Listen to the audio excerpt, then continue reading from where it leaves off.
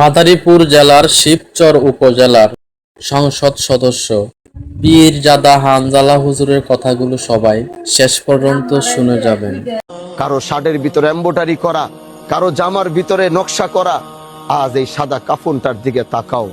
আল্লাহর কসম, আমি হানজালার এই মুহূর্তে মৃত্যু হয়ে গেলে সাথে সাথে আমার এই কালো এর শেরওয়ানিটা খুলে ওই কাপড়টাই আমাকে পরাবে, যে কাপড়ের ভিতরে না কোনো রং আছে, না কোনো ঢং আছে, না কোনো শিলাই আছে। আসো মৃত্যুটাকে স্মরণ করে যেদিন আল্লাহর পথে রওনা হব, ওদিন যেন আমার কোনো ভয় না থাকে। যেদিন আমার রবের দিকে রওনা হব, ওদিন আমার ভিতরে যেন কোনো রকম ভয় না থাকে।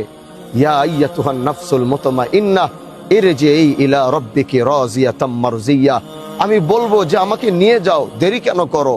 আমি তো ওই দুনিয়ায় বাঁচতে চাই না যেই দুনিয়া আমার আল্লাহর থেকে আমাকে দূরে সরাই দিছে, যেই দুনিয়া আমার রব থেকে আমাকে আলাদা করে দিচ্ছে, যেই দুনিয়া আমাকে শিকল দিয়ে বাইদা জাহান্নামের দিকে টানছে।